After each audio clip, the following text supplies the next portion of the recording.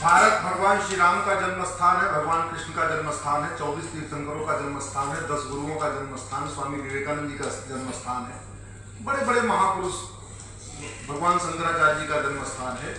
इसके बावजूद भारत में कलयुग चल रहा है और सिंगापुर जहां किसी देवी देवता ने जन्म नहीं लिया वहां सतयुग चल रहा है। जापान में जहां किसी देवी देवता ने जन्म नहीं लिया वहां सतयुग चल रहा है। दुनिया के कई देशों में आज सतयुग है और भारत में कलयुग है। इसका मूल कारण यह है वहां पे राम नीति लागू है, भय बिन होए न प्रीत, वहां कृष्ण नीति लागू है, सखे साठे समाचरित। हमारे यहाँ हमने राम मंदिर तो बनाया, राम नीति लागू नहीं किया। कृष्ण मंदिर तो हजारों है लेकिन कृष्ण नीति नहीं लागू किया। आज की डेट में प्रतिवर्ष 90 लाख लोग मरते हैं। 90 लाख में से 25 लाख लोगों की अकाल मौत होती है। 25 लाख लोग अकाल मौत मरते हैं।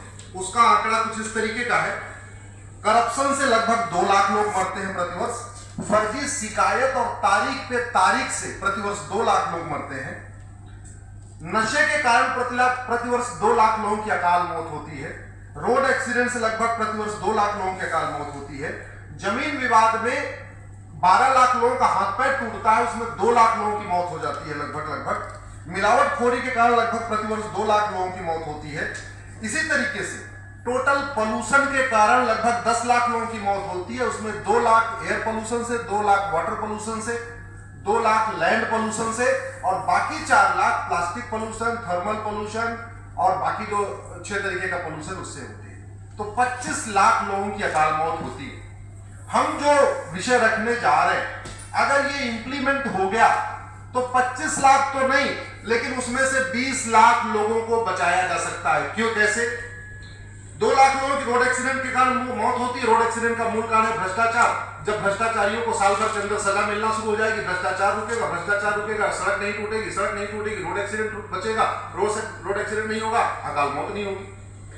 मिलावटखोरों को साल भर के अंदर सजा होनी शुरू हो जाएगी, तो मिलावटी दूध, फल, सब्जी, जूस बंद हो जाएगा, तो 2 लाख लोगों की अकाल मौत जो मिलावटखोरी हो रही वो रुक जाएगी। इसी तरीके से आपके जमीन विवाद अगर 6-6 महीने के अंदर डिसाइड होने शुरू हो जाए, साल भर के अंदर डिसाइड होने शुरू हो जाए, तो ये जो मारपीट हो रही है एक दूसरे के भाला गड़ासा चल रहा है वो रुक जाएगा। इसी तरीके से air pollution, water pollution, noise pollution, land pollution से जो 10 लाख लोग साल में मर रहे हैं, अगर स्ट्रिंजेंट लॉ हो और फटाफट सजा मिले तो वही कहते हैं कानून का खौफ पैदा हो जाए, पोल्यूशन कम होगा, हार्ट अटैक कम होगा, हार्ट फेलियर कम होगा, कैंसर कम होगा, बाकी बीमारियां कम होगी। अब वो क्या रहा है आप जरा समझिए। एक बहुत बड़े वैज्ञानिक थे नंबी नारायण, बहुत अच्छा रिसर्च कर रहे हैं। उनको देशद्रोह के मामले में फर्जी मुकदमे फंसा है। अगर वो ये काम नहीं करते तो क्रायोजेनिक इंजन बना रहे थे, हमारे पास 20 साल पहले इंजन बन चुका होता, हम नंबर 1 होते दुनिया में। लेकिन बेचारे जेल गए और जो साइंटिस्ट नंबी नारायण को बेगुनाही साबित करने में 20 साल लग गया। प्रयाग के विष्णु तिवारी, जमीन का झगड़ा हुआ और झगड़े में उनके ऊपर SC ST और बलात्कार का केस दर्ज करा दिया गया और विष्णु तिवारी 20 साल के बाद बरी हुए। उनके माता पिता खत्म हो गए, घर परिवार बर्बाद हो गया। कर्नल अनिल कबोत्रा, जिन्होंने 1971 का पाकिस्तान के साथ युद्ध लड़ा था, पंचकुला में उनके घर पे फर्जी कागज बनवा के कब्जा कर लिया गया है।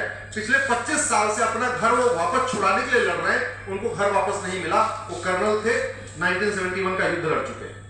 जौनपुर में एक मंदिर के 10 बीघे जमीन पे फर्जी कागज बनवा के कब्जा कर लिया गया है। 1985 में मुकदमा शुरू हुआ था, हम 2026 में बैठे हैं, 41 साल बीत चुका है। उसकी वसीयत फर्जी, सब कुछ डॉक्यूमेंट फर्जी है और 41 साल के बाद भी मुकदमा अभी सबसे निचले वाले पायदान पे है, जिसको उत्तर प्रदेश में कहते हैं चकबंदी अधिकारी। आज अगर वो मुकदमा डिसाइड हो जाए तो उसकी अपील होगी SOC के यहाँ, फिर उसकी अपील होगी DDC के यहाँ, फिर उसकी अपील होगी चकबंदी कमिश्नर के यहाँ, फिर उसकी अपील होगी हाई कोर्ट में, फिर उसकी अपील होगी सुप्रीम कोर्ट में। 41 साल बीत चुका है, अभी मुकदमा सबसे नीचे पायदान पे है। 41 साल में ये नहीं तय हो पाया कि ये वाली वसीयत असली है कि ये वाली वसीयत असली है, 2 वहां वसीयत है। इसी तरीके से एक और इंटरेस्टिंग केस आपको बताता हूं मथुरा का। मथुरा में विद्या देवी थे, उनके भाई नहीं थे, तो विद्या देवी के पिताजी ने अपनी 15 बीघे जमीन विद्या देवी को दे दिया और विद्या देवी के पिताजी मर गए 1975 में और 1995 में, यानी विद्या देवी के पिता के मरने के 20 साल के बाद उनके पिताजी को मथुरा में कागजों में जिंदा कर दिया और विद्या देवी जो 2025 में मरी है, इनको 1995 में मार दिया। तो पिताजी को मरने के 20 साल के बाद जिंदा किया, और बेटी विद्या देवी जो 2025 में मरी है, इसको 1995 है, मरने के 30 साल पहले कागज में मार दिया। और मारने के बाद वो 15 बीघे जमीन लिखवा लिया। ये तो चलो ठीक है, लिखवाया था। उससे ज्यादा शर्मनाक ये है कि विद्या देवी 30 साल लड़ती रही कि मैं जिंदा हूं, मैं जिंदा हूं, मैं जिंदा हूं, और 30 साल तक वो सिद्ध नहीं कर पाई कि वो जिंदा है।